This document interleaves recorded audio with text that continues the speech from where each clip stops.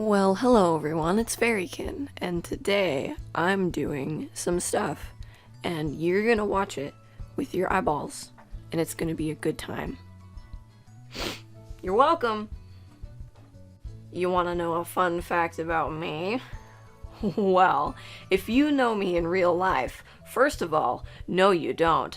Secondly, I love the Beatles. I love the Beatles. They're my favorite band.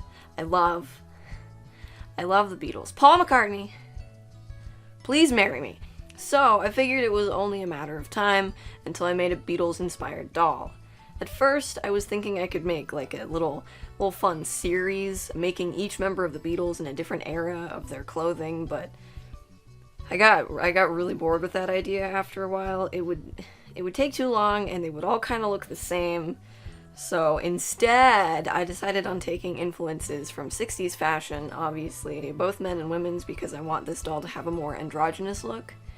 I also took ideas from album covers, specifically the colors from Yellow Submarine, because that whole thing is just a fever dream, but it's a good time, regardless. I also wanted to incorporate shapes from an actual beetle called the tiger beetle, and there's more! There's more. M-O-A-R, there's more. Around the same time that I was coming up with this, The Muppets came to Disney+, and the 407th episode, I believe, has a segment where these cute Beatle puppets performed She Loves You by the Beatles, and everything just kind of came together. I wanted to model this doll off of the little blue one. I couldn't find a clip that was very high quality, so have fun trying to sift that out with your eyes. But yeah, while I was thinking about it, everything just kind of came together. Come together right now next to me. Oh wait, that's wrong. So the idea is these colors, these shapes, these antennae, you got it, you got it. Alright, let's go. To start off, I wanted to do a face-up on a Frankie Stein from Monster High for forever because she's really cute, but because of the body mods that I want to incorporate, I do not want to use a Monster High body type. Their backs are too curved, and it's just weird. I don't want to do it. So, I'm gonna make a hybrid. I wanted the skin tone and the body type of this Madeline Hatter, and she's gonna have extra limbs too, so I needed a larger torso. This one arm I broke off of the Bayonetta doll that I made like 3 years ago, and the green one is the matching arm to the one that I stole to replace Bayonetta's broken arm. Watch the video where I fix it, it'll make sense. I begin by taking off Frankie's hair and Madeline's head, so that we can make the swap. Before I attach Frankie's head, I take out all the nasty gluey plugs inside the head.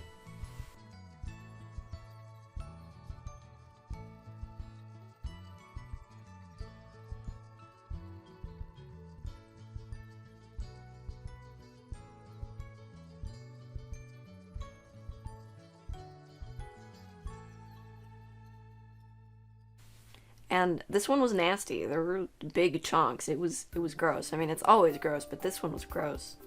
I think I say that every time, actually. So they're all gross.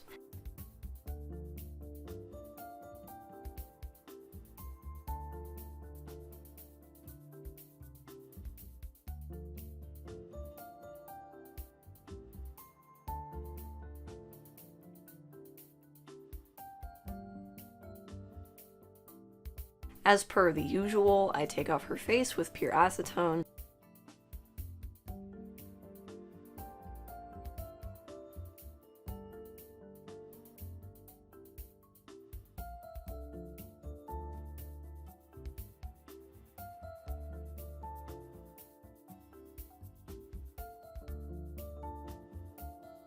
Here I mark out where I'm going to cut her up for the extra arms. Before I commit to that though, I want to make sure she has hair first because I'll be changing her skin tone, and I don't want to have it all painted and then go in for the reroot because all of the paint will crack off because I have to squish the head to get the plugs in.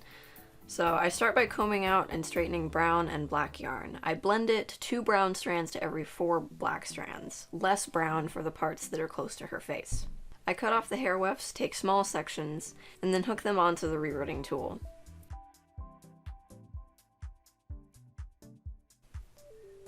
I plug it into the head, and my goal is for them to have really thick, beetly hair. So I do this for like 4 hours, and then whammy wham wham, we have a whole head of hair. I glue it in place, and there you go.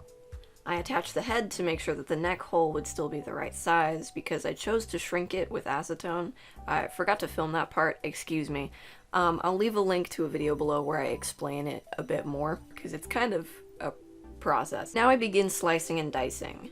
The joint in our midsection is based off of those stuffed animals that have wooden beads for ball joints.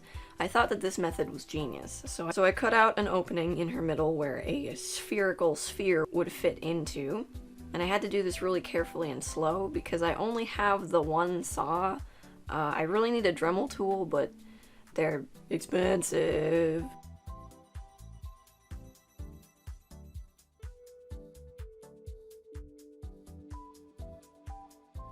I even out the jagged edges of the plastic with an X-Acto knife, and then determine the size of the joint that I need with a styrofoam ball. I make it smaller than I need to so that I can cover it with 2-part epoxy sculpt. I really wanted a ball jointed neck too, but this is going to be a lot harder than I initially expected. With my little saw, I make a triangle-shaped cut to remove her neck, and then I get to work putting everything together.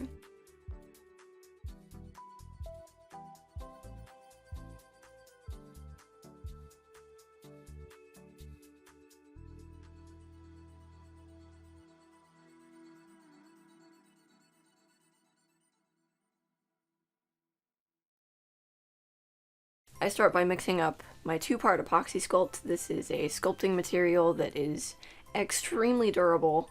I cover the styrofoam ball with it, and then fix up that chunk taken out of her lip.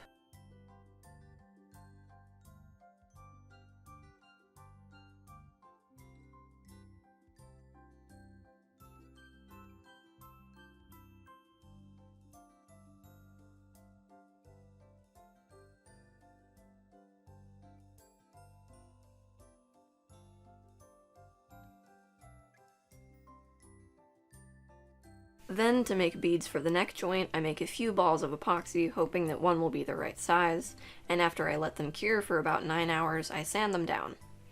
Sanding a sphere is incredibly difficult, and I didn't think about it until now, but it's a rough time.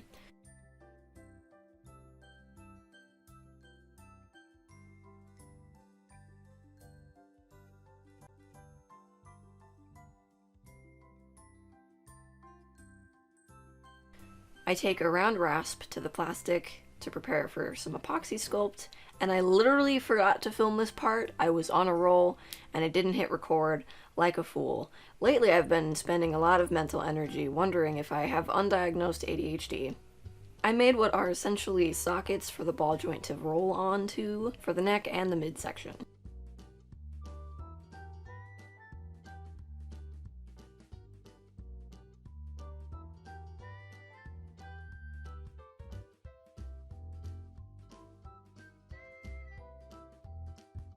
I sand everything down with my little plastic, pathetic nail file tool. I need a Dremel so bad, oh my goodness. Then to assemble everything and make her, you know, stable, I plan on having a hook at the top of her neck, hooking elastic onto that and running that through her midsection through another hook that's anchored inside of her pelvic floor, I suppose is what that is right there. At first I made a bar going through the middle of her back, but that's a little too close to the leg joints and I couldn't get the elastic through, so I put it to the side instead. I string her together to see if everything works. I try the neck and it's so wobbly. It's not at all what I had in mind. I wasn't thinking about how small the neck joint would be in regards to how heavy her head is.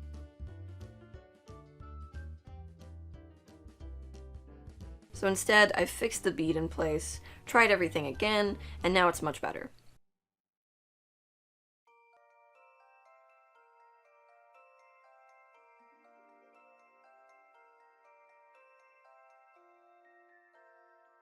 Then, with some 2-part epoxy glue, I set everything in place.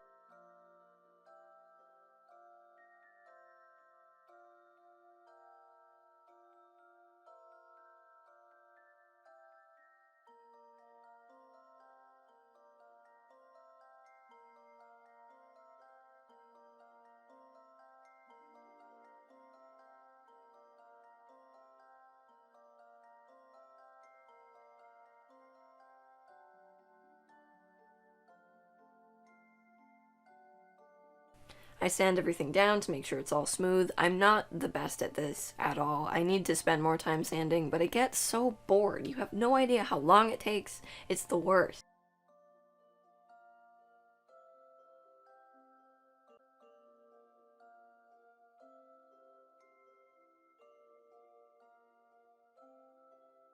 And from here, I recolor it all to be her beige skin tone. I do this by using my spray sealant Mr. Super Clear and soft pan pastels. I layer on some pan pastels, I seal it in, and repeat that for like 9 layers. This is where it was at like 4 layers.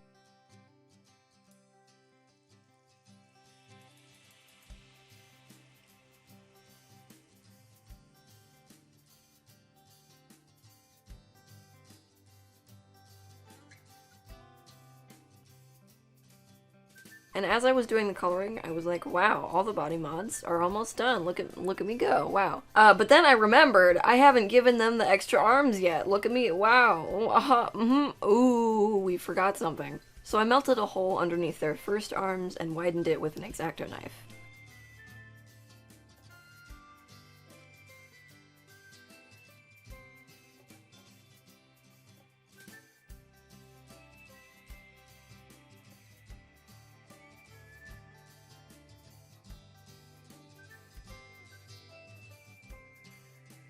I'm using more elastic and wire hooks to hold everything in place so that the arms are still posable. I melt a hole into each shoulder joint and glue the hooks in place. I used earring wire because I trusted the strength of it, but it was kind of hard to work with, so I don't recommend this. I glue everything in place and test it out.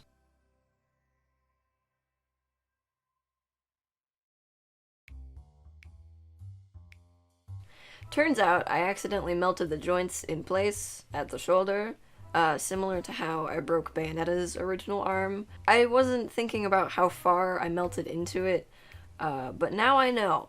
Now I know if I ever do this again, it's fine. I colored the arms and tested everything out, and I make sure to stretch out the elastic so that the tension holds her all together.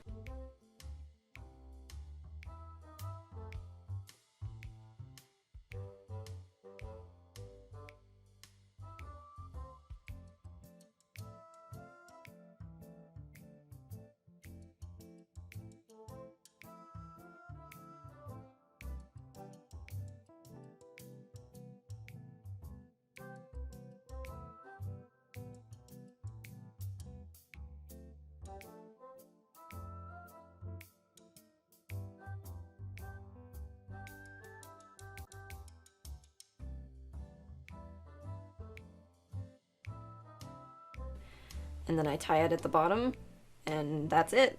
I trim everything, tuck in the extra ends, and the body mods are finished.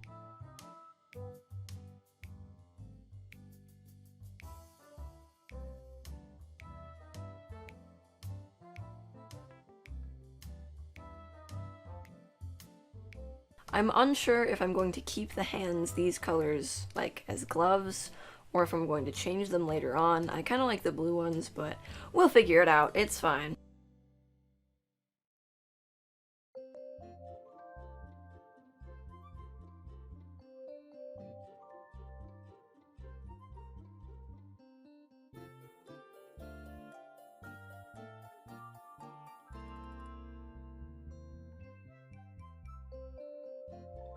And that's it. That's all she wrote. That's all she wrote. I've never said that before in my life. I am officially returning to my old schedule of posting the process in multiple parts. It's such a load off my shoulders to do this in shorter portions, you have no idea. It's so much to edit. Also, it's my birthday month, so I'm gonna do what I freaking want. Thank you all so much for joining me. Any suggestions that you have for the creative process will be for sure taken into account, as I am currently in the process of making the doll as I speak, I assume. So feel free to leave a comment, like, share, subscribe if you haven't already, and you can become a channel member too if you desire. It's a lot like Patreon in the sense that you get perks, like being able to see the videos early, and you can get exclusive updates on what I'm working on and what I have plans for. And you can have access to a super special portion of my Discord. It's $2 a month, but obviously it's by no means required, but it is a more direct way of supporting me. You can also follow me on Instagram and Twitter if you want. You can see all of my, like, 2D art. That doesn't go anywhere else other than Twitter. But thank you all so much for being here, And remember to take it easy sometimes. Go take yourself skating or go on a walk. Clear your mind. Be still for a bit. Go read something. But make sure to take some time off just for yourself if you can. Sending you all so much love. Bye!